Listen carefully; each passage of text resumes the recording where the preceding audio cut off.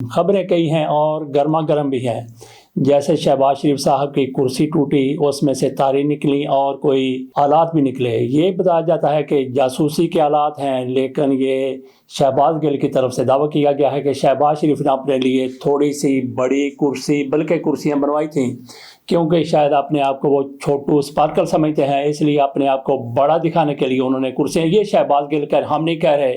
ان میں سے ایک کرسی شہباز شریف صاحب کی ٹوٹ گئی۔ ٹوٹی کرسی سے کیا نکلا؟ بتایا جاتا ہے کہ تاریں نکلیں اور اس میں سے کچھ آلات بھی نکلے۔ اس پر شہباز گل کا دعویٰ یہ ہے کہ شہباز شریف کی جاسوسی کرنے کے لیے جب یہ کرسیاں بنائی گئی تھیں تو یہ آلات رکھ دیے گئے تھے۔ ہم اس کے ساتھ بالکل بھی اتفاق نہیں کرتے۔ پاکستان کے وزیر اعظم ہوں، طاقتور وزیر اعظم ہوں، تو ان کی کرسی کو اس طرح سے جاسوسی کے لیے استعمال کیا جائے، یہ ممکن نہیں ہو سکتا، کیونکہ ان کی کمر میں، ان کے لک میں درد رہتی ہے۔ وہ اپنے پیچھے بھی کوئی چیز کرسی کے ساتھ لگا کے بیٹھتے ہیں، نیچے بھی لگاتے ہیں۔ تو شہباز شریف ویسے بھی کہتے ہیں کہ بڑے سروائیور ہیں ایک بڑی موذی مرض کے، تو شہباز شریف اپنی کمر کو، اپنے لک کو، اپنے پشت کو صرف اور صرف گرمائش دینے کے لیے ایسی تاریں کرسی میں لگوا لیتے ہیں۔ خبر کی طرف چلتے ہیں۔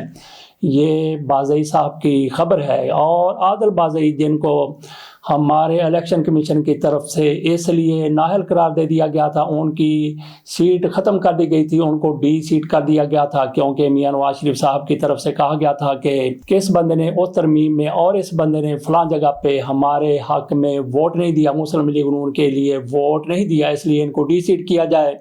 حالانکہ ان کا تعلق مسلم لیگ نون سے کبھی رہا ہی نہیں۔ یہ آزاد حیثیت میں بلوچستان سے ایم این اے بنے تھے، اور بلوچستان سے ایم این اے بننے کے بعد انہوں نے تحریک انصاف کو جوائن کر لیا تھا۔ مسلم لیگ نون کہتی ہے کہ انہوں نے اپنی طرف سے ایک سرٹیفکیٹ پیش کر دیا کہ یہ مسلم لیگ نون میں شامل ہو گئے ہیں۔ وہ کہتے ہیں کہ میں کبھی مسلم لیگ نون میں شامل نہیں ہوں۔ انہوں نے جعلی قسم کا سرٹیفکیٹ بنایا اور مجھے مسلم لیگ نون کا رکن ظاہر کر دیا، مسلم لیگ نون کا ایم این اے ظاہر کر دیا، اور اس پر پورا دباؤ ڈالا گیا کہ آپ نے اس ترمیم کے 26ویں ترمیم کے حق میں ووٹ دینا ہے۔ انہوں نے ووٹ دینے سے انکار کر دیا۔ انہوں نے کہا کہ نہیں، میں تحریک انصاف کا ہوں، تحریک انصاف کا تھا اور تحریک انصاف کا رہوں گا۔ جب اتنا کسی کے اوپر دباؤ بھی ہو اور اس کی سیٹ بھی جاری ہو، اگر وہ مسلم لیگ نون میں شامل ہو چکے تھے تو یقینی طور پر انہوں نے مسلم لیگ نون میں ہی رہنا تھا۔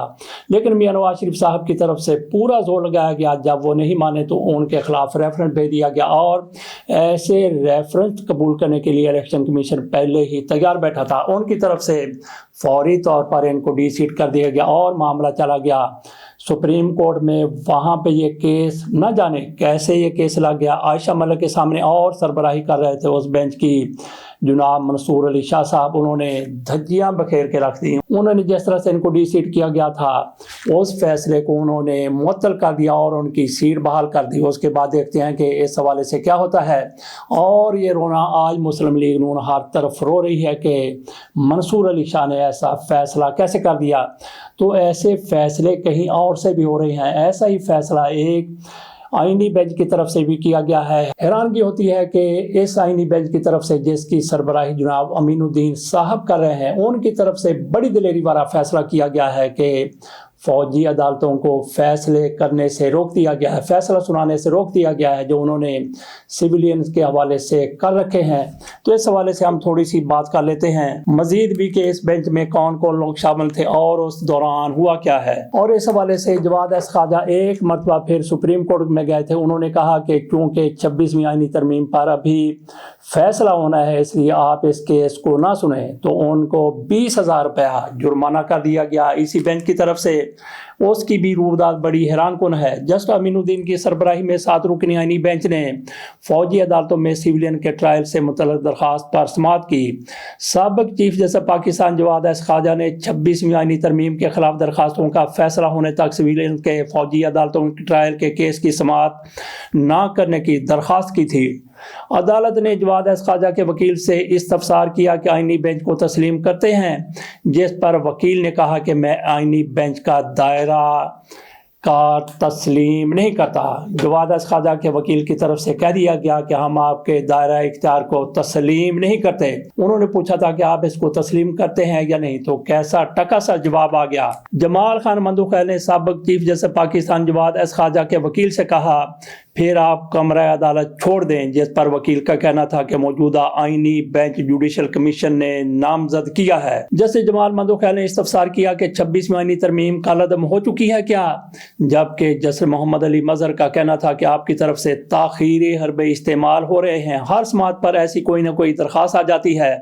26ویں آئینی ترمیم کالعدم ہو جائے تو عدالتی فیصلوں کو تحفظ فراہم کیا جاتا ہے۔ جن لوگوں کو ملٹری کورٹس میں زیر حراست کیا وہ بھی یہی چاہتے ہیں۔ آئینی بینچ نے حفیظ اللہ نیازی کو روسٹم پر بلا کر پوچھا کہ آپ کیس چلانا چاہتے ہیں، جس پر ان کا کہنا تھا کہ میں یہ کیس چلانا چاہتا ہوں، جبکہ جسٹس مسرت حلالی کا کہنا تھا کہ جو لوگ جیلوں میں پڑے ہیں ان کا سوچیں، آپ کا تو اس کیس میں حق کے دعویٰ نہیں بنتا۔ جمال خان مندوخیل کا کہنا تھا کہ آپ کا کوئی پیارا زیر حراست نہیں، اس لیے تاخیر چاہتے ہیں۔ سپریم کورٹ آئینی ترمیم کے تحت ہی کام کر رہی ہے، جو بھی بینچ بن رہے ہیں نئی ترمیم کے تحت ہی بن رہے ہیں۔ آئینی ترمیم کا کیس بھی ترمیم کے تحت بننے والا بینچ ہی سنے گا۔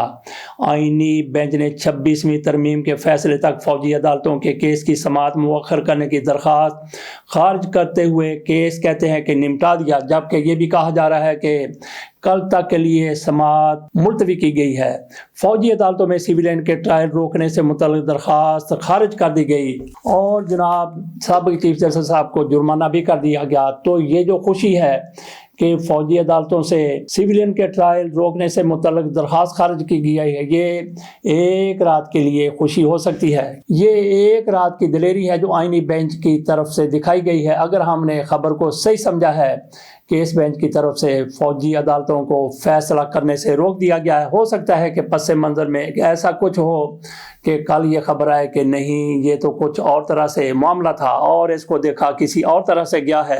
فیک نیوز کے حوالے سے حکومت خود پھنس کر رہ گئی ہے۔ کیسے پھنس کر رہ گئی ہے؟ ان کی طرف سے اعلان کیا گیا تھا جب 24 نومبر کو تحریک انصاف کی طرف سے احتجاج ہو رہا تھا اور اسلام آباد کی طرف قافلے جا رہے تھے، تو 2 روز پہلے اس سے انہوں نے سارے موٹر وے یہ کہہ کر بند کر دیے تھے کہ ان کی ریپیئرنگ ہو رہی ہے۔ سب سے بڑی جھوٹی اور فیک نیوز یہ تھی، یہ بھی کہیں نہ کہیں جائے گی تو پھر تیرا کیا بنے گا، یہ حکم دینے والوں کو۔ باقی مولانا فضل الرحمان صاحب کی طرف سے بیگل بجا دیا گیا ہے، ان کی طرف سے ٹل کھڑکا دیا گیا ہے حکومت کے خلاف۔ وہ کہتے ہیں کہ جس طرح سے یہ بل منظور ہو چکا ہے مدارس کے حوالے سے، اس پر صدر صاحب، بیچارے صدر صاحب، وہ کہتے ہیں کہ ہمیں پتہ ہے کہ کیوں سائن نہیں کر رہے۔